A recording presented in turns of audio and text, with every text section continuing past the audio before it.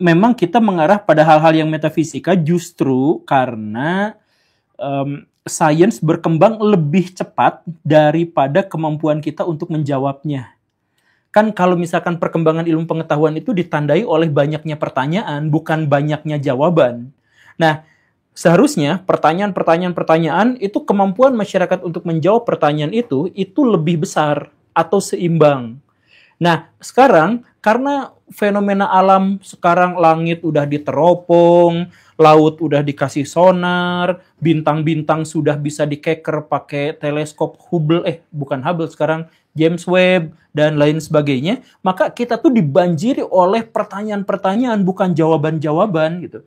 Salah satu pertanyaan yang membingungkan adalah kalau misalkan saya melempar batu setinggi-tingginya, maka dia bagaimanapun akan turun lagi dan jatuh. Kan begitu. Kalau saya lempar lebih tinggi lagi, maka dia akan stuck di luar angkasa. Begitu kan? Nah, tapi luar biasanya adalah yang terjadi di alam semesta ini, kalau kita melakukan ledakan, harusnya kan balik lagi atau stuck gitu. Ini malah membesar, dan membesarnya dengan dengan kecepatan yang malah makin kuat gitu. Nah, ini kan membingungkan, kenapa bisa seperti ini? Nah, sampai sekarang itu pertanyaan itu tahun 40-an baru ketahuan, tapi sampai detik ini tuh belum ketahuan apa yang menarik alam semesta keluar.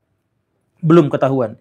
Yang akhirnya para ilmuwan menyebutnya itu adalah energi gelap gitu. Nah, pertanyaan-pertanyaan yang banyak terus berdatangan itu, atau misalkan itu kan yang relativitas, kalau yang kuantum keberadaan superposisi. Superposisi itu sampai sekarang juga masih bingung gitu.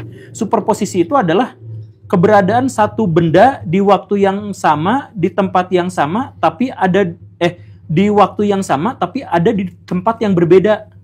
Nah, superposisi itu juga sebenarnya sampai sekarang masih membingungkan.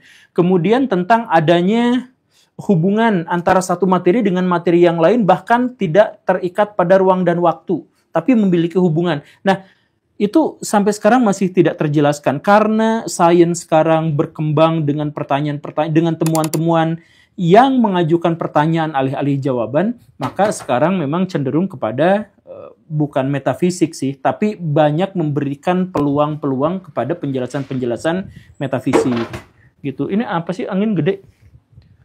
Ya, ini beban kalau ada angin misalkan.